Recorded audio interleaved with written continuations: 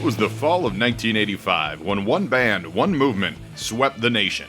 Taking America's youth by storm, this rock and roll group emerged from nowhere to entertain thousands of fans, both live and over the airwaves. Original members Buzzer, Torch, Ripper, and Zartan were on t-shirts, posters, and the lips of teenagers everywhere. What was behind their meteoric rise to stardom? More importantly, what was behind their downfall? A cascade of grape soda, chocolate donuts, broken hearts, and motorcycle parts to find a band that critics called loud, criminals, and definitely a band. Their fans called them something else. This is Cold Slither, Behind the Rock.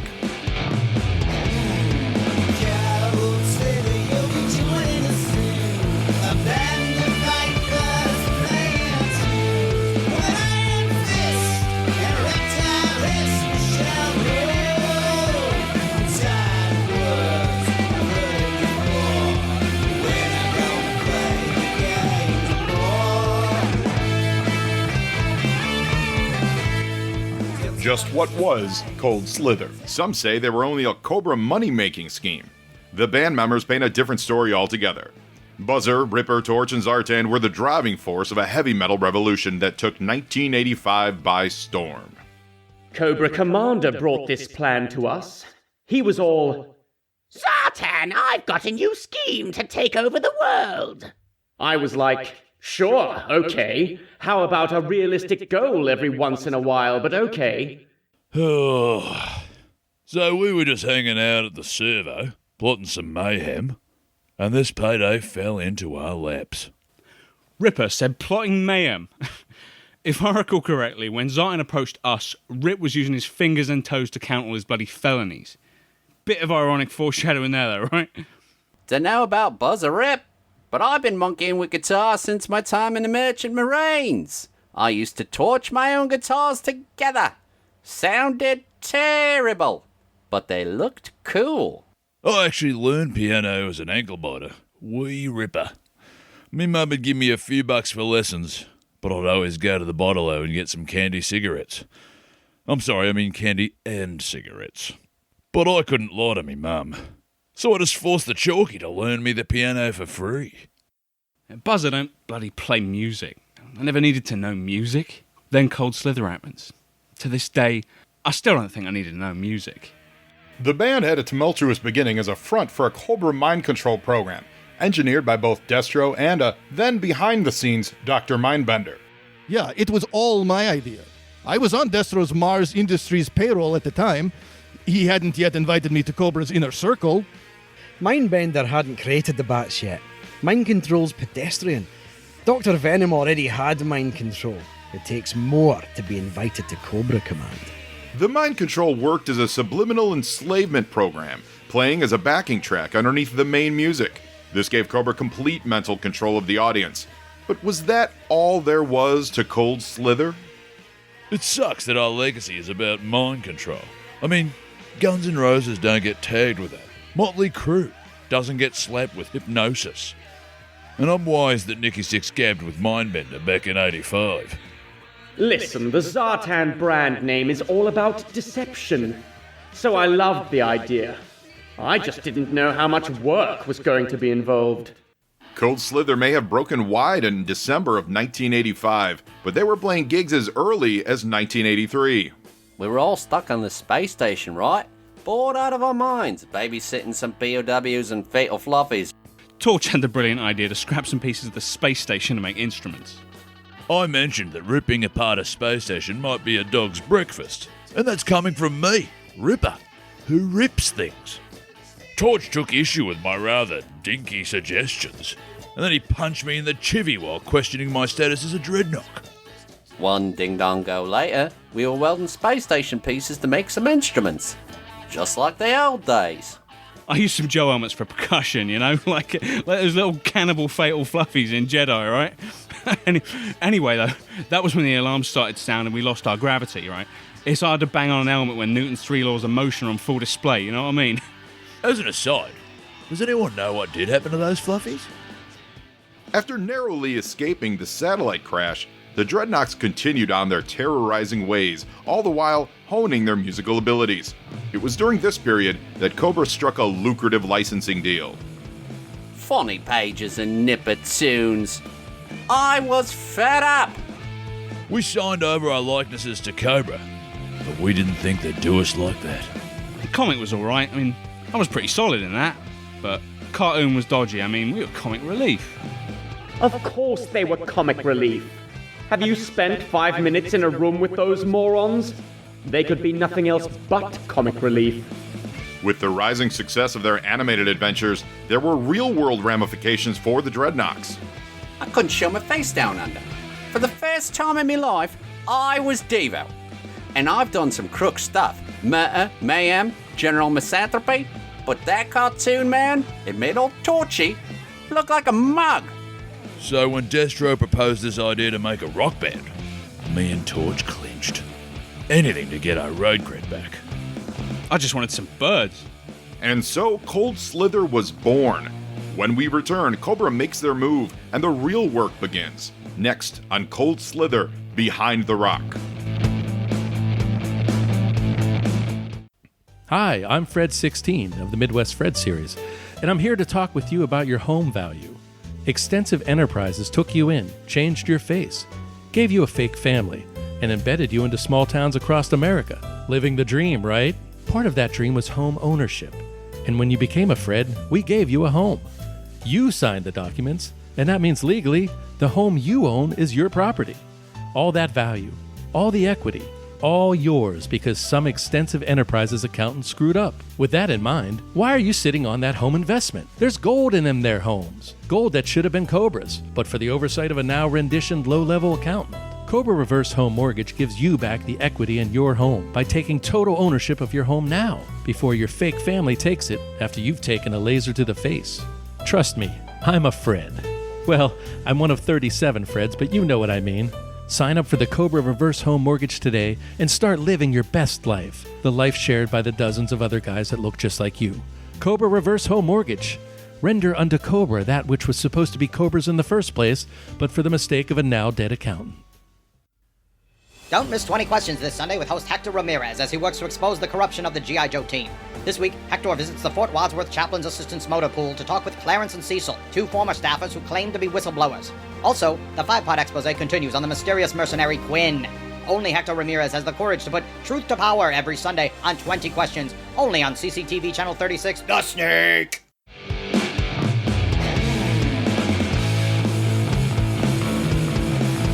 The Dreadnoks were enlisted to form Cold Slither, but like the Prefab Four before them, the producers of Cold Slither didn't realize just what magic they had on their hands. Tomax and Zaymot, twin CEOs of Extensive Enterprises, were there from the start. We handled all the paperwork. Between the mind control, the groupies, and the band's rider, it was going to be a lot of work.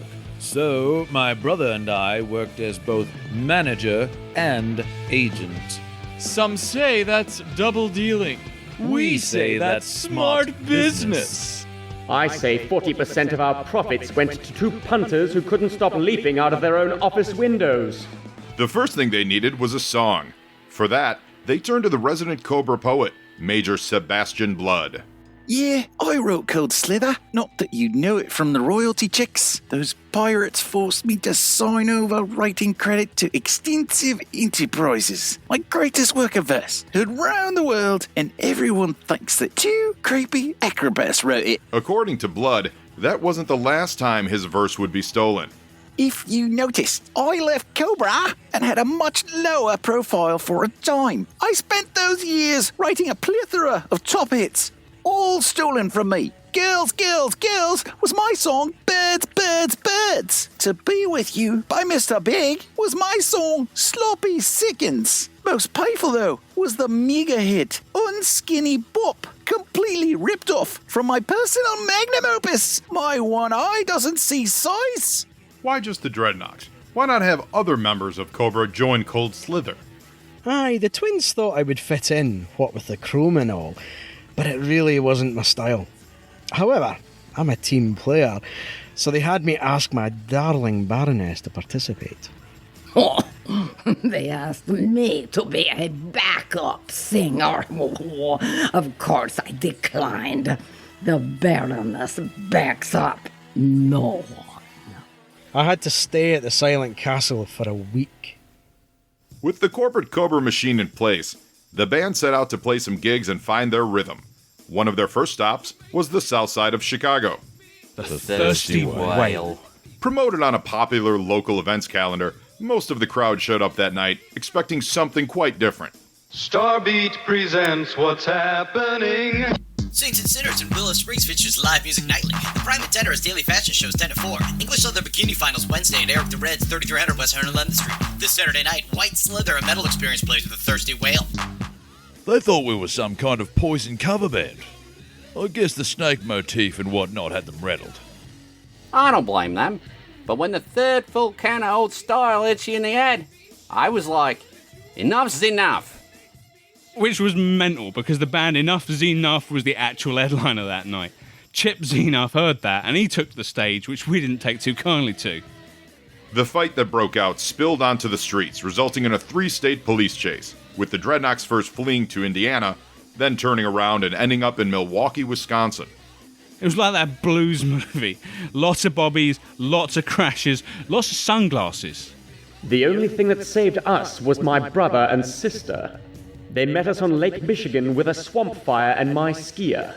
We all took off across the lake. This is where the legend of Cold Slither takes a turn. Enter Xandar and Zorana, Zartan siblings, who also possess a flair for the dramatic. Zartan needed a favour. We were between gigs, so I said, what the hell, let's do it. Plus, Xandar needed the money. What can I say? I'm a fool for the stage. Given the opportunity, I'd impersonate my mother. I have, in fact, many times. Mostly at home, alone. But uncannily accurate, I promise you that.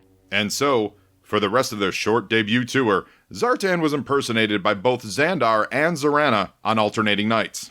To be honest, I never noticed. Wait.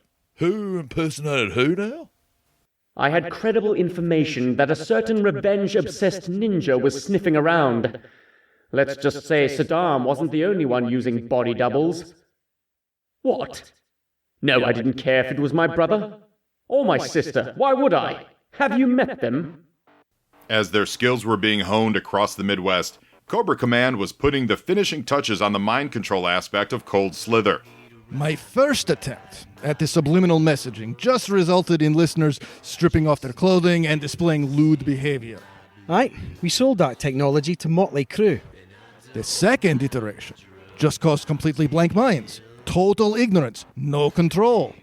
I sold that to an up-and-coming real estate mogul. He was very interested in applying it to hat technology, probably in order to cover up that mess on his head. Finally, I ironed out the kinks, and I tested it again on our own troops. A group of Vipers were put under my spell, and they followed any instruction I gave them. They eventually became the first group of the Range Vipers. To this day, they incessantly wave to me on Facebook. Annoying. With the technology in place, it was time to record their first studio album. When we come back, you'll learn just what it takes to get good music out of a Dreadnok. Eventually, I lost my foot to grape soda and chocolate donuts. Next on Cold Slither, Behind the Rock. Not all catheters are made the same. I was just a regular Viper, dodging lasers in the roaming hands of Crystal Ball, when the next day, G.I. Joe put me in the infirmary, where I got a catheter and daily visits from Crystal Ball. For years, I struggled with expensive, off-the-shelf catheters and HR complaints. I even tried using the Yo Joe catheters, and let me just say, no Joe to that. What makes them different? Nothing really. They're quite uncomfortable, but here's the trick. Cobra Law catheters are free. That's right, free catheters. All thanks to our friends in Cobra Law. Cobra Law geneticists use the discarded cells of globules to grow these innovative catheters. Sure, they all look like tiny globuluses and are actually living creatures that take residence inside you, but hey, they're free. All I had to do to get catheters for life was allow the future generations of Cobra Law to incubate inside of me. According to doctors, it'll be years before my catheter gains full sentience and bursts out of my body, likely killing me. Until then, I'll enjoy the fact that my Cobra Law catheters are free, and I have finally gotten Crystal Ball to stop creeping around. Sure, that may be asking a lot, but come on, free catheters. Oh yeah. Hello, Springfield! Join us weekdays for your favorite morning hit of news and culture. Tune in this week for cooking tips with renowned chef B.A. Lacar, animal husbandry tips with former Dreadnought Norguide, and promoting his new book, I Raptor, Cobra Falconer and advice columnist Raptor, live in the studio. Only on Hello, Springfield, mornings on CCT Channel 36. The Snake!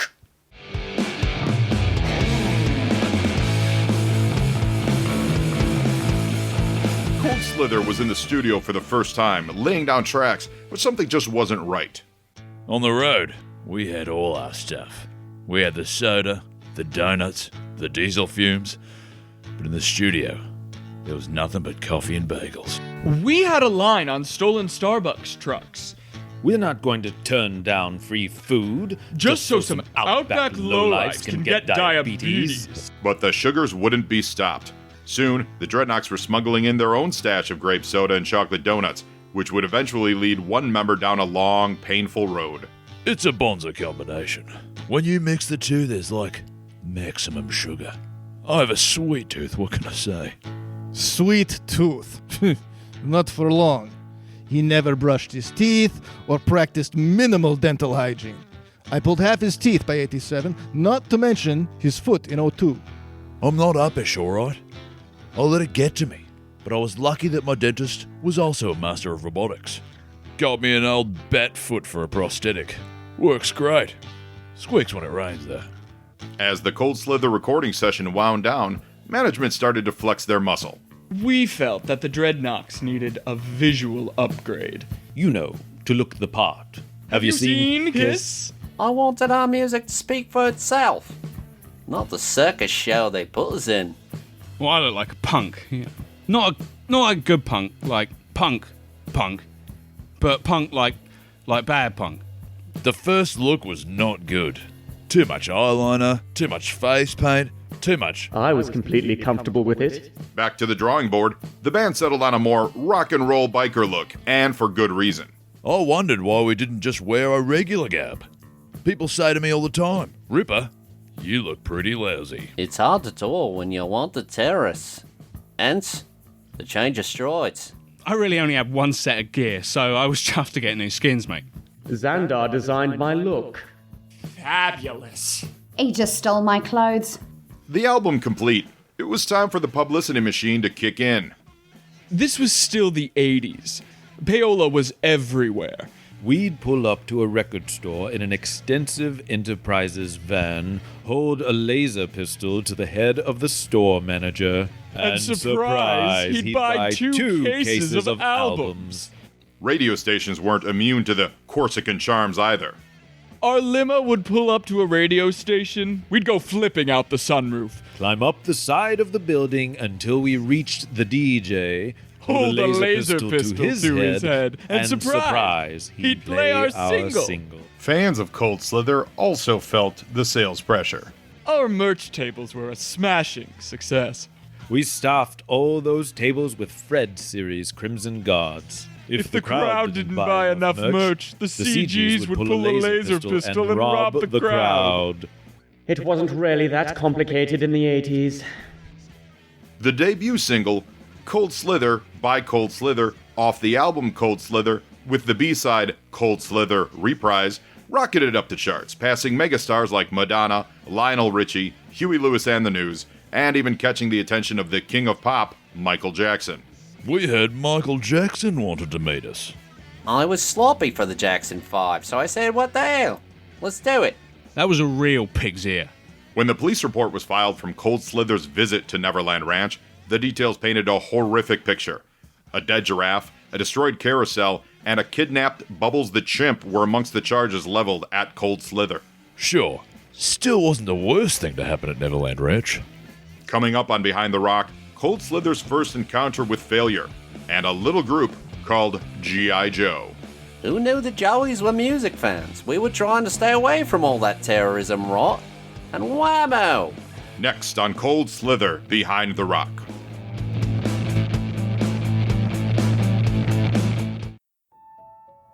Hey there, Copperhead speaking for Cobra Retirement Acres Park, the premier retirement community for you ex-Cobras out there. I know what you're thinking, ex-Cobra? There's no such thing. Well, I'm here to tell you that there is. One day, the lasers will stop missing you, the hiss tanks will stop retreating, and all y'all'll have is your last parachute and retirement choices. This luxurious 100-acre community nestled in the foothills of Sierra Gordo is home to a wide variety of ex-freedom fighters. We have a thriving community of range vipers, televipers, astro vipers, vipers from all branches, but no toxo vipers. No one likes a toxo viper. Cobra Retirement Acres Park boasts a state-of-the-art exercise facility located in a hollowed-out terradrome. We have luxurious condos built from shells of abandoned rattlers. There are daily fishing and mine retrieval excursions on our retrofitted fleet of water moccasins. Cobra is not liable for injuries sustained during ordnance retrieval. Members even get a discounted vacation to Cobra La. Safe return not guaranteed. Why wait for that final parachute to fail before you enjoy your golden years? Take it from me, Copperhead. I was there at the start, and the Cobra Retirement Acres Park will be there for you at the end.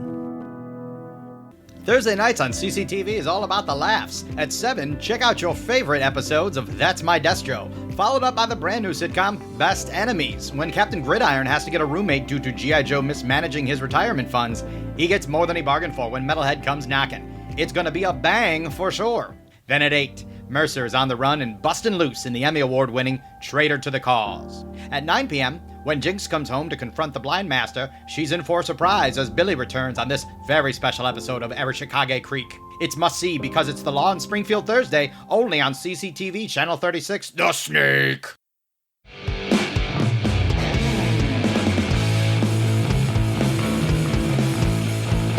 With the mind control and the music act in place, Destro took the plan to Cobra Commander, presenting it as his idea.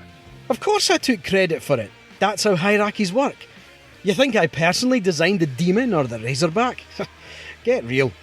I like to think of it as a resume builder.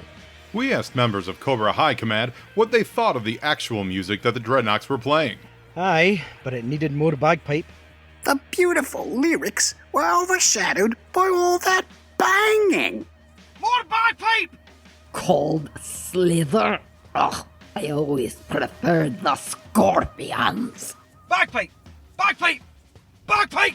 More bagpipe! You bastard!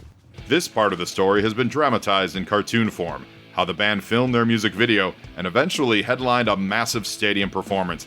But is that all there was? Not even close. You saw the sanitized Git version. Gotta keep the little rotters happy. I mean, that cartoon didn't have anywhere close to the amount of chocolate donuts we requested on our rider. Yeah, the rider. People had to guff about Van Halen and their no brown M&M's thing, but no one ever talks about our rider.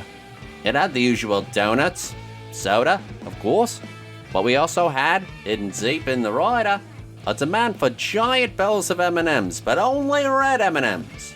This was so we'd know they took our safety seriously. When they showed up to shoot the video and there were no red M&Ms, the boys went mental. Behind the Rock was only able to find one surviving member of the production crew, cinematographer Janice Capel. They were screaming at the top of their lungs about how we didn't respect their art, how unsafe we were because we didn't pay attention to their rider. Mind you, they literally were taking buzzsaws and welding torches to the set while screaming about safety. I'd never seen anything like it. I take my personal safety very seriously.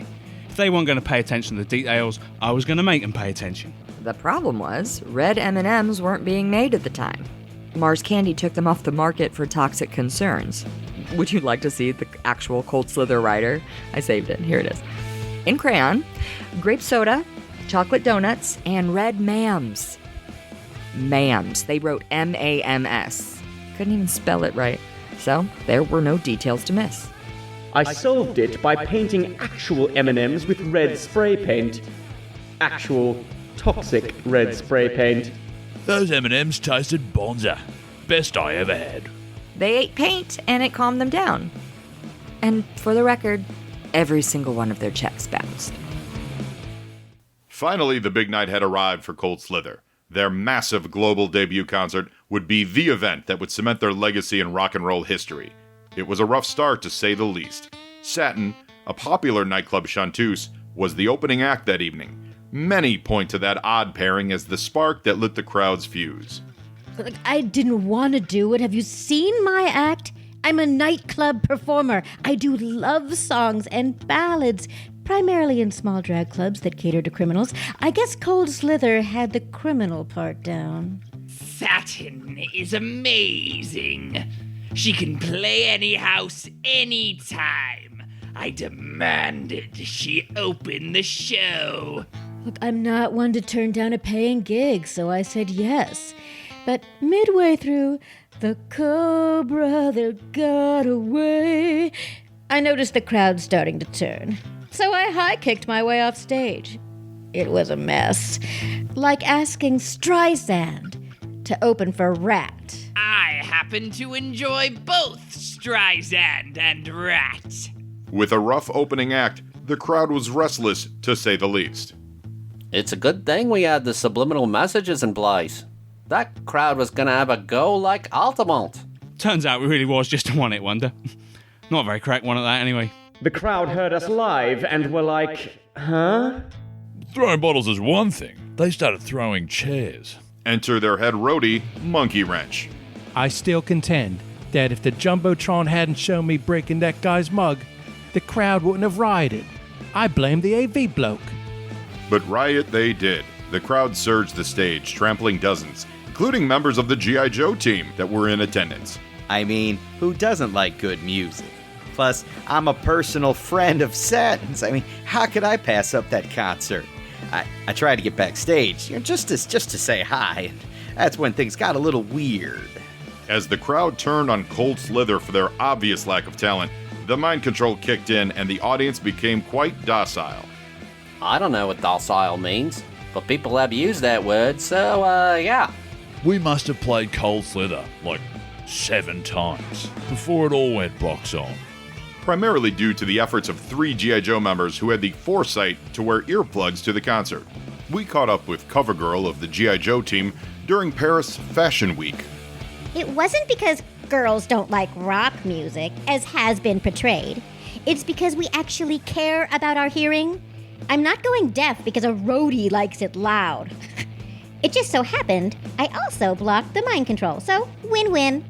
As the Dreadnoks abandoned the stage, they were replaced by an impromptu G.I. Joe band, which brought the crowd to their feet. Sure, they got to their feet to leave. I mean, yeah, rock and roll can play guitar, but the rest of us? Terrible. We were terrible. The crowd left immediately, like playing a crap song at 2 a.m., when you want your guests to leave. The military police were on hand to take the Dreadnoks into custody. Luckily, Satin was released without any charges. I never did catch up with Satin. Why? Would she ask it about old Ship? What? No, hold on. Hey, Mara, honey, are you home? No, Mara? Seriously, did she ask about me? And so, it would seem that the era of Cold Slither had come to an end. Or did it? The way I saw it, we had plausible deniability. We were independent contractors from Cobra, weren't we? We weren't savvy on this mind control plan. The court saw it their way too, exonerating the group for any mind control related felonies. But it was too late. Zartan felt it was time to move on. I only stayed that long because Xandar needed the money. I had things to do, schemes to accomplish, and angry ninjas to avoid. When we return, we'll see how the band coped with the 90s, grunge, and impending obscurity. Next on Cold Slither, Behind the Rock.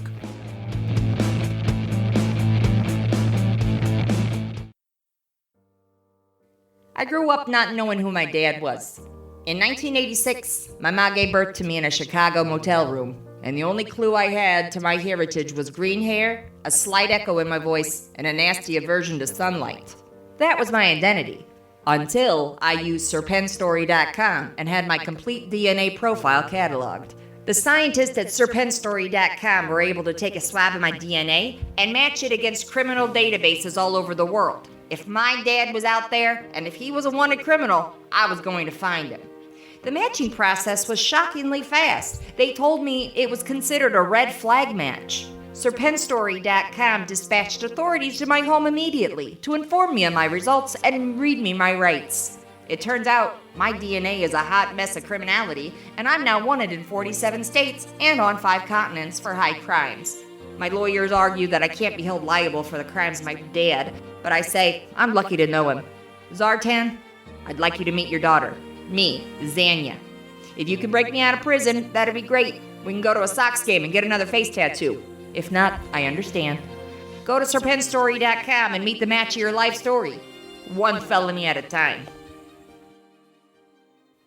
Saturday nights on CCTV Channel 36 brings you all the wrestling action you can handle. This week, Edmund Honda meets Big Bear for a tussle of the Titans. Tag team action abounds when Slice and Dice go toe-to-toe with Nunchuck and Dojo in a no-holds-barred Thunderdome match. And the main event, Big Boa defends his Springfield Championship belt against the young upstart, Carcass. All this plus a new installment of Viper's Pit on Saturday Night Serpent Slam only on CCTV Channel 36, The Snake.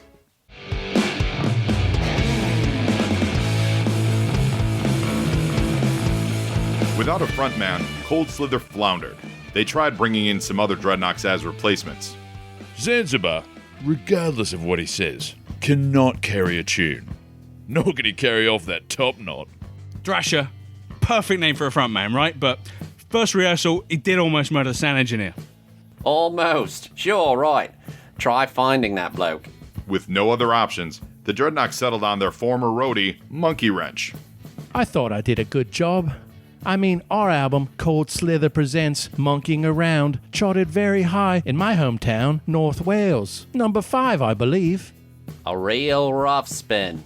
Monkey Wrench didn't have the same vocal range as Zartan. Zed could impersonate all the greats. Plant, Morrison, Roth, even Joplin. The closest Monkey Wrench got was Eddie Money. My rendition of Shakin' was legendary. It was shitty. The final nail in the coffin was when Monkey Wrench started dating one of Buzz's skirts. That was a real swipe. Sure, Buzzer had 4 flappers at the time, but still, you don't do that to a mate. You just don't. I didn't even know she was his tabby. She'd occasionally mention Dickie, but I didn't know any paunts named Dickie. To this day, I don't know anyone named Dickie Blinken Smythe. I don't like to talk about it. Mr. Blinken Smythe, do you want a Fresca? Yeah, I'd fancy one black cherry, please. And so, Cold Slither broke up to pursue other projects. First up, Ripper and Buzzer released an album of duets that missed the mark. I told them to call it the Down Under Duo, but someone at the record company realised that Buzzer was English, so they changed it. I don't read too good, so I approved it. My bad. The album, The Download Duo Goes Down On Ya, never even charted during its 1992 release. Sat in the dustbin for donkey's years. Then it had this resurgence of the club scene, though, you know. Thought at least there'd be some publishing money in that, right? Extensive Enterprises owns all publishing rights. To all our recording artists in perpetuity. As the 90s gave way to grunge, the boys tried one more chance at musical greatness, recording an episode of MTV Unplugged.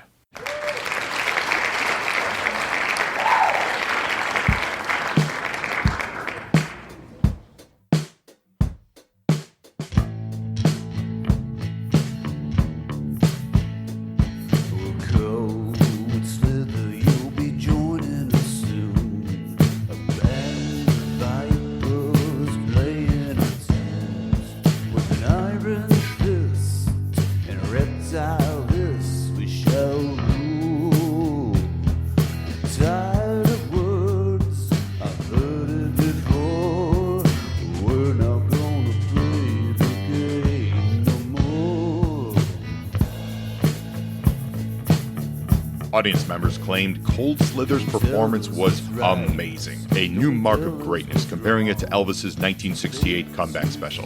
Unfortunately, the air date of June 17th, 1994 worked against the band. Absolutely. Again, Pat, at this point, it is a pursuit, and unfortunately it has a lot of mitigating circumstances because of the high profile of the proposed suspect that's inside the vehicle, which could possibly be and appears to be at this time O.J. Simpson.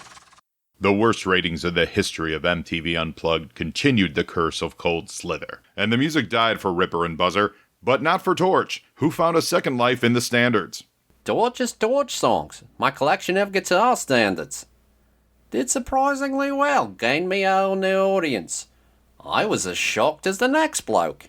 It finally made sense for me to tour with them, and this time they didn't even ask. Oh yeah.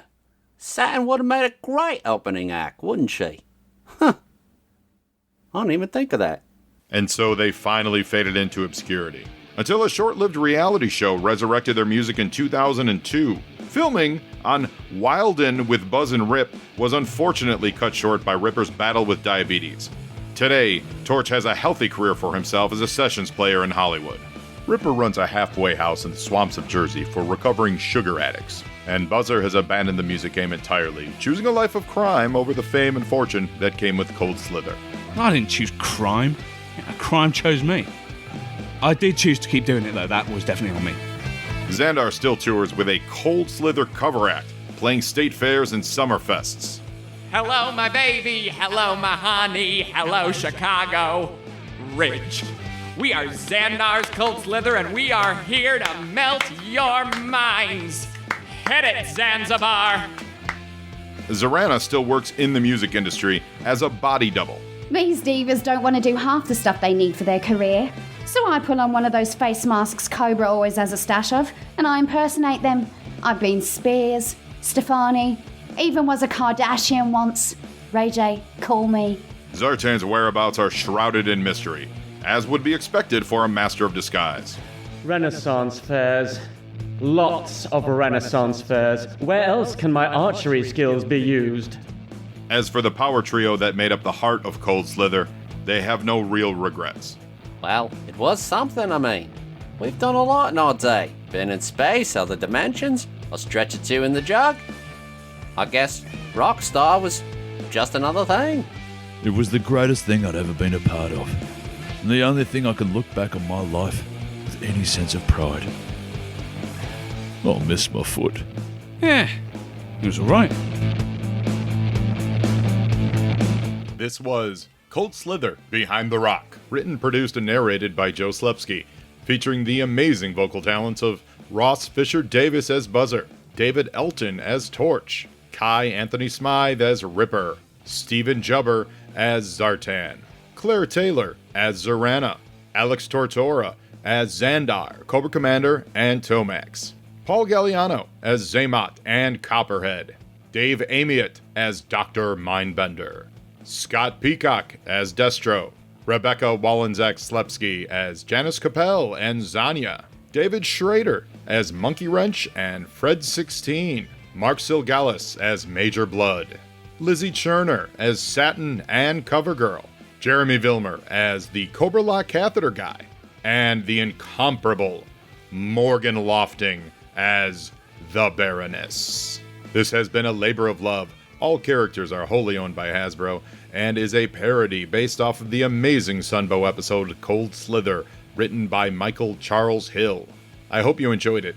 Big thanks to Hooded Cobra Commander for allowing me to play as part of Cobra Convergence 4. Follow the Joe on Joe podcast at Joe on Joe Pod on Twitter, Facebook, and Instagram. And finally, all music was recorded by the incredible Chicago band Hot as Hell. Check them out at facebook.com/hotashellmusic. Produced and recorded by the legendary Matt Von Teese. And now, I give you, in full, Cold Slither.